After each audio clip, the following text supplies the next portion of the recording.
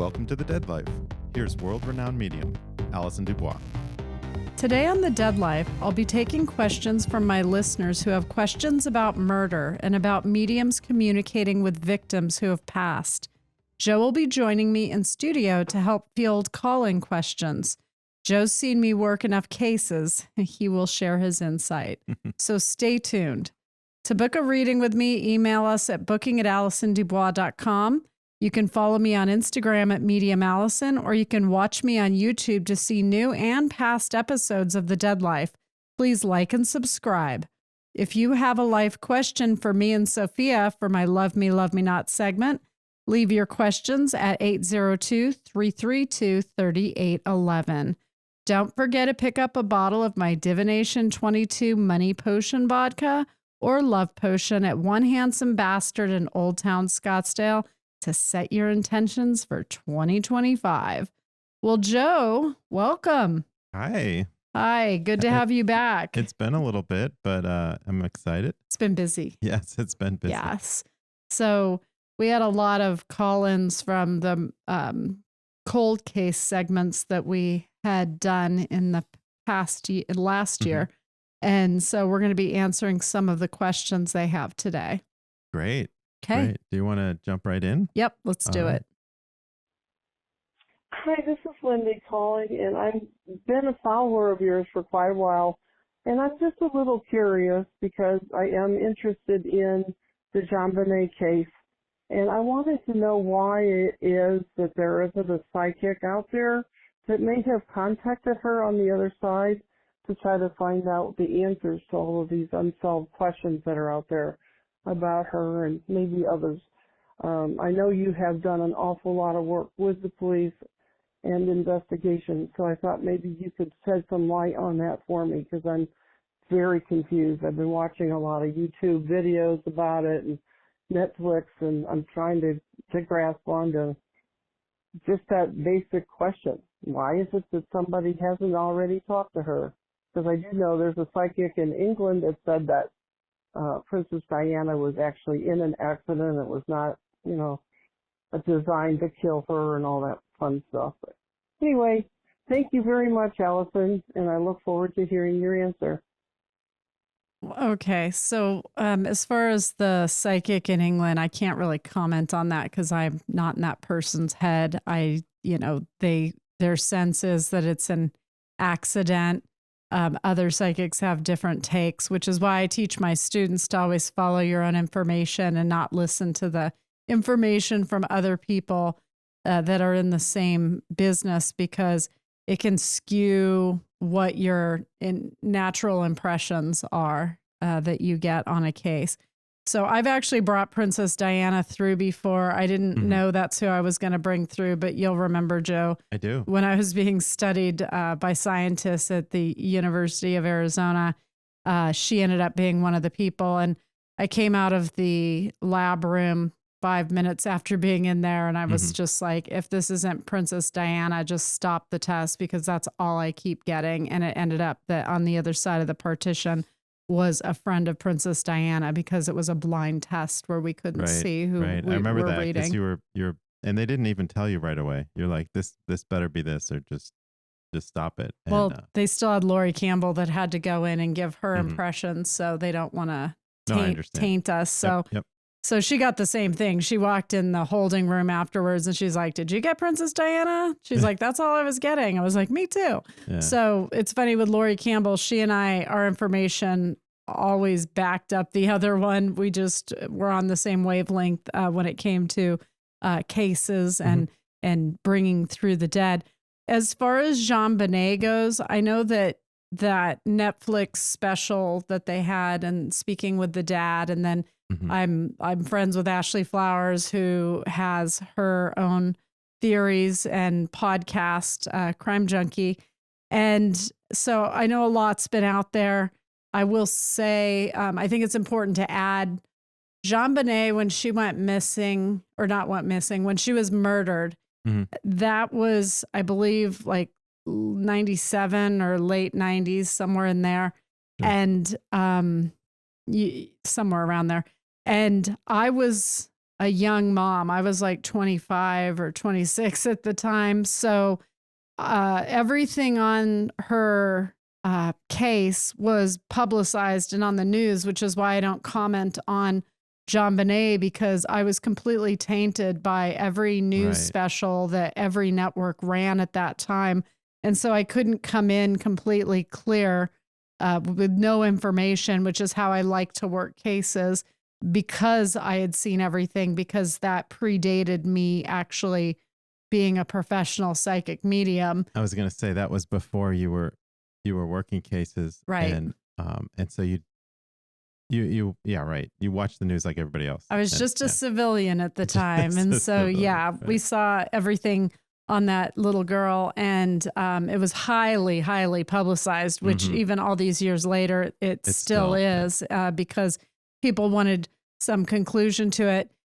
In addition to that, in my opinions on her case, any that I might have, I will say, I think the police that were working the case messed a lot up. No offense to them. I'm sure they did the best they could, but there seemed to be some politics involved in the area that she had disappeared in Colorado. And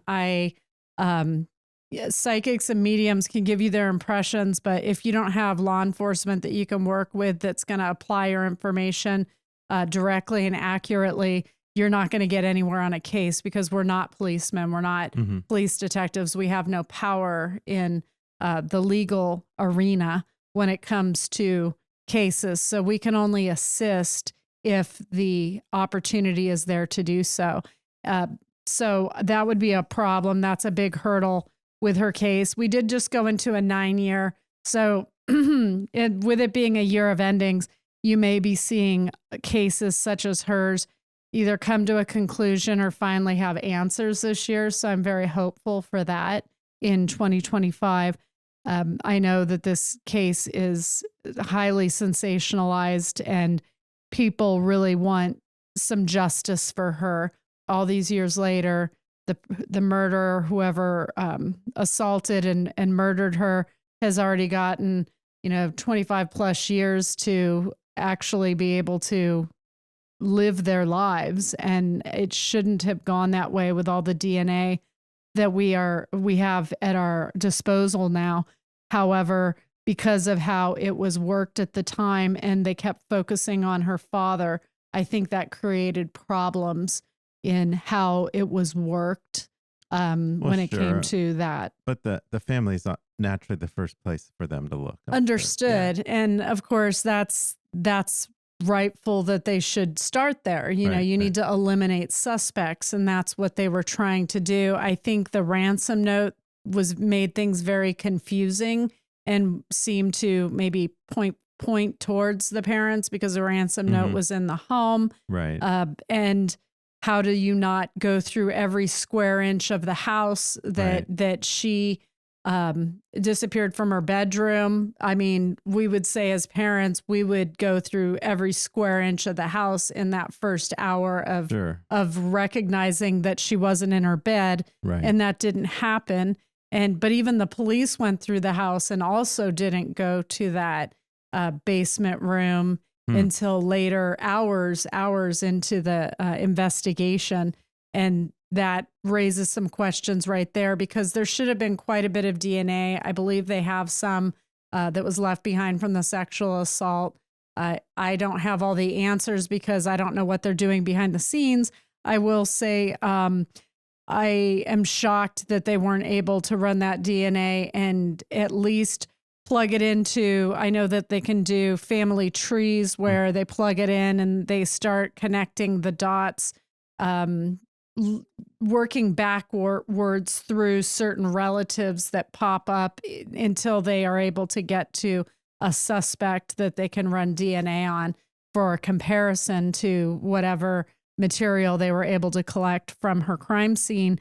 So with that being the case, I am shocked that that hasn't happened, given that we have the tools at our disposal now to do that. And that would be the best bet in ironclad, being able to say it was this person that left the genetic material at the crime scene where she was murdered. So I wish And they would do that. They didn't mention that on any of the new shows. You know, I'm going to have to talk to Ashley about that, because Ashley Flowers, because I don't understand how they weren't able to run. And, you know, again, she's a podcaster. I'm a podcaster.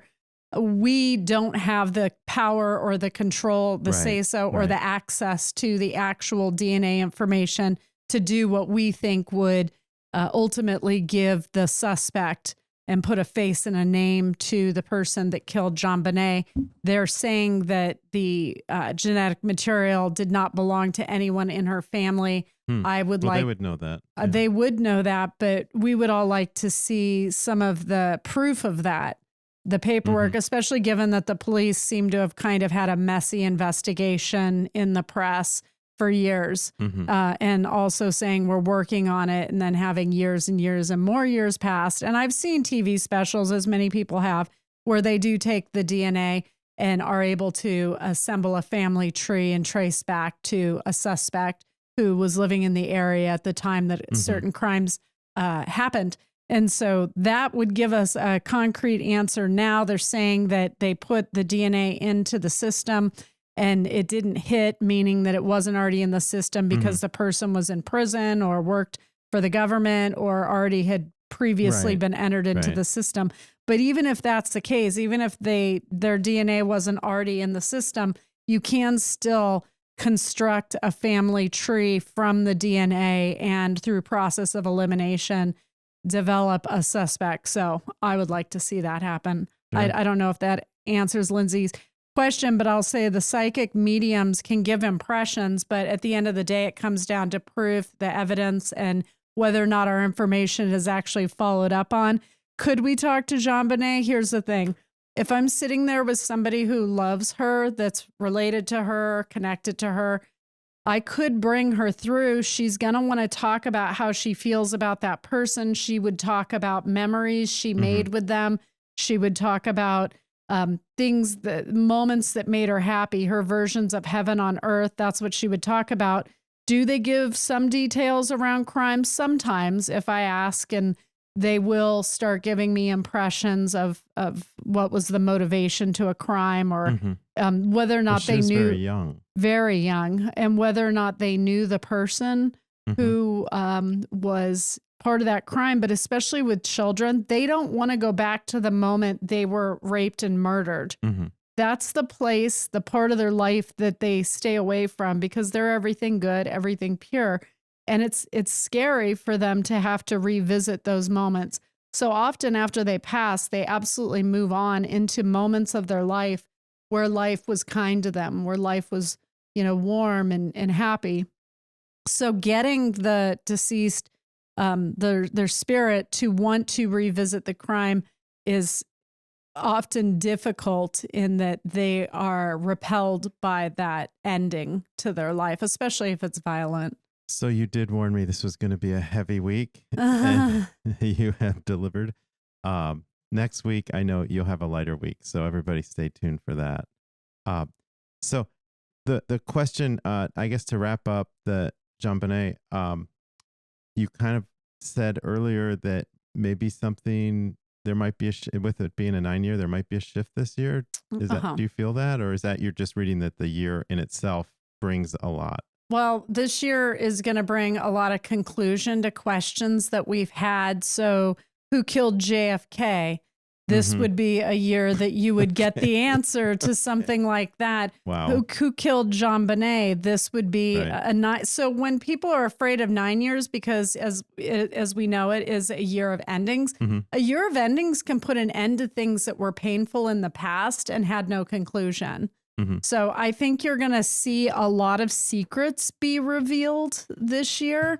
I think the news cycle is going to be insanely interesting to follow. Most importantly, I think we're going to get answers to a lot of the questions we've had as secrets start to be uncovered, including in our own government, in other governments, in other countries. You're going to see a lot of answers that will disturb you on some levels, but give you the answers you're looking for. So with JonBenet, no matter who they are able to connect to her murder, it will be disturbing given that we know all the details around what was done to that little girl. Sure. And the same goes for with who killed JFK, and do we really want those answers? Well, yes, we do. So one could sort of spitball that his file's been kept under wraps for so long because it's highly likely that there was some government interference around his assassination. Yeah, that is a big mystery because it has been long enough that anybody really that was alive isn't or is certainly not still on the job. Right. So, and then even other countries that we dealt with have changed administrations or even government enough that can't be it. It has to be an implication of one of our own bureaucracies. One of our own government institutions. Because otherwise, if it was an individual, they wouldn't have had a problem unveiling who did it because they'd be like, they'd be like, this is who did it. Not our fault. We did the best we could. But that's not what's happened over the last, 60 years. What we've seen is a lot of elect me and I'll open the file, and then it never gets open. Right. Well, now we've got a new administration coming in that doesn't seem to be afraid of cracking heads. And so we'll see what happens there. They could have opened it the last time too. I mean, devil's advocate. Right. Timing is everything. And I'm telling you, this 9-year is going to reveal a lot. And I just wanted to reemphasize the astrological episode that I did with Tom McMullen. He did talk about the fires. I talked about it being California because unfortunately California doesn't do the proper deforestation and the taking out of dead shrubbery and maintenance of the land, nor do the people around their own homes. So to me, when he said there were going to be fires, it felt obvious that it was going to be in California. I do want to remind people, he also talked about earthquakes. So maybe go back and listen to that episode because the last thing California needs is an earthquake on top of that fire in Pacific Palisades. And after living in California, there are things, and they do publish it, things for people to be prepared. Have some water, have your little kit of some food and things that you might need. A full reservoir would help. Well, but yeah, for earthquakes, but sure. For the earthquake, there's everything. Be prepared. Be prepared. As prepared as you can be with an earthquake. There's a lot less you can do for that than you could for, say, a fire. So, but there's going to be a lot of upheaval in, areas in our own country and in other countries that will involve fire and, as Tom said, high winds and then earthquakes. So I asked him about that because I was getting ready to go on Danica Patrick's podcast this week. And he said it's not even close to over. Oh, no. So that was hard to hear from him. So needless to say, we're going to see more involved in this. It is very revealing. You're going to see people shift in their beliefs through their anger and dissatisfaction. You will see governments change. So it's going to be a very powerful year. But remember, next year's a 1 year, a year of new beginnings, and we get to write a whole new 9-year cycle chapter. So we're just going to see the trash get taken out this year. Yeah. All okay. Right, little house cleaning. Okay. Let's go on to Felicia. Great. Hi, Allison. My name is Felicia. My question is, and I've been a fan of yours since the medium, of course. Yeah, so my mom, she passed away 25 plus years ago, and my sister and I no longer feel her around. So we were wondering if she's been reincarnated possibly. Maybe that's why we don't feel her around anymore. I felt her in the beginning, and maybe sometimes I still feel her. But my sister no longer feels her at all, and so we're wondering maybe she's been reincarnated. I thought that you being reincarnated does not mean that you're no longer with your loved ones. I thought that you could split yourself. Maybe that I heard wrong. And my next question is, where does one go who harms children sexually? Do they go to heaven? Do they have a life review and then go to heaven? So I'm wondering where does one go who harms children sexually? Thank you so much. So I told you it was going to be a little dark in this week's podcast episodes, but all important questions to be answered at the same time. Absolutely. So Felicia, thank you for calling in. I think this is a question that will be helpful for a lot of people to hear, that they have the same question she does.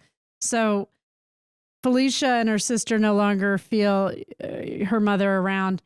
This is very common. Often when people die, the first few years after they die, they really make their presence known. They're around, they give you signs. They really try and let you know they're not gone. You're not an orphan. I'm still part of your life. All of those beautiful aspects too, that there is no end to our connection or our love. So sometimes, and actually quite often, if someone who passed feels like you're not healing, you're not moving forward in that process since they passed, they'll pull their energy back so that you don't feel them. It doesn't mean they're not around, but they'll pull their energy back to try and get you to engage in life and not sit in the misery of mourning them and in the grief of their death, but rather you're sort of forced to re-engage with the living because you don't have them there as much to try to engage with. So people who start disconnecting with the living world because they want to be more in the world with the person they love that died, you'll see a pullback from the person that died of their energy and the signs, because they're trying to get you to jumpstart your life back to the land of the living. Now, once you do that, they make their presence known again, and you'll get more of the signs and the communication. But for the time being, and my sense is Felicia's sister's having a really hard time with the mother's passing. If they feel like you're not healing and that their presence is somehow hurting you because it's making you miss them even more, and it becomes destructive in that way, they pull their energy back. So I'm not surprised to hear that happen. But again, Felicia, it doesn't mean mom's not around. Keep talking to her and just move through your life and say, hey, mom, look, I'm taking that cruise we always wanted to take together and we didn't get to take. And when they see that their presence in your life is a positive thing, they'll actually start re-engaging with you where you're able to see that they're there through signs and communication. So second part, people who harm children sexually. So this is what I've seen on the other side, because I have brought through a few fathers, unfortunately, who molested their daughters, and now their daughters were grown and had come to me for readings, obviously unbeknownst to me what the relationship was, but it ended up coming out in the reading once I started sensing that there was no remorse from some of the men who had passed, who had committed these heinous offenses. So what I saw in those readings is that they were around people that had like energy to theirs. So in other words, all of the child molesters, all of the people who rape were in the same area, same low frequency energy area. So they all resided in that same low energy place, which was very dark. So you create your own hell. So in a sense, that's what it seemed to be, because they had no victims there. So for them, unfortunately, not all souls learn on the other side or want to evolve. And I can't explain why that is. but there is movement in our souls, and some of us feel compelled to be better people or to help those around us, and that grows your soul and it raises your frequency. Some people choose to not engage in that way and are destructive in that they want to tear down things around them that are bright light or that are higher frequencies. They resent you. They want to destroy that happiness and peace of mind within you. And when I see pedophiles and people who rape, there seems to be some sense of enjoyment for them that they're going to be able to tear down your soul and lower your energy frequency. So I just wanted to. Everything comes back to frequencies, oddly. It does. So I wanted to go over that. Yeah, that's really deep. It was an interesting addition to what we'd just been talking about with the previous caller. And as far as people not feeling their loved ones, I've heard that. I schedule your calls from time to time, and I hear that from people. And do you ever think that they get so accustomed to them being around that it just feels, in a sense, normal, and sort of like? No, they can feel them around, and they can feel an energy shift when their presence isn't felt. But again, it doesn't mean they're not there. They intentionally pull their energy back, right? So they don't. So you can't feel it, but they're still seeing your life unfold. Okay. And then I wanted to add one more part to people who harm children, and this is the big question that I have that I'd like an answer to when I die. I do see that there are some souls that are destructive and again exist to tear down. Biologically, if somebody's brain isn't put together right, and I know that they've started studying the minds, like the brains of killers, and I know that they had asked for a donation of Jeffrey Dahmer's brain for science because they want to look at this. Biologically, if you're impeded and you're doing things that you, in a sense, can't control, if you have no built-in mechanism in your brain and that in any way affects the decisions you're making and the crimes you're committing, I do wonder if their souls, if they're in a healthy physical body, if they were to come back, if they would live a different life.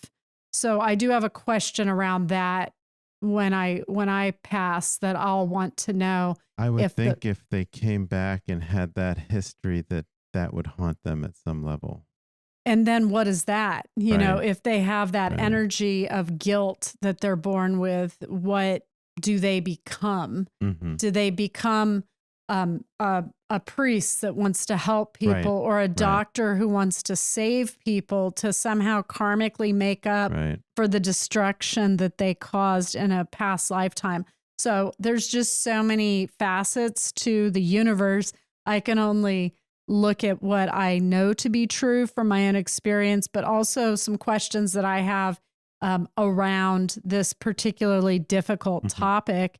And I do know that biology can affect a soul's experience in this world, but I also know that some souls don't have remorse that are on the other side. So that leaves me with a lot of questions. Tune in next week for part 2 of our conversations from my call-ins about murder and psychic mediums and how we connect with deceased victims. What do they say to us? What do the souls of murder say? So, Joe, thank you for your intellect and time. Oh, you're welcome. And thank you to my listeners for tuning in. Tune in next week for part 2 of a fresh episode of The Dead Life. I'm Allison DuBois. This is The Dead Life. And to all of my believers, don't stop believing. Join us next week on The Dead Life. And don't forget to subscribe now to get notified of every new episode.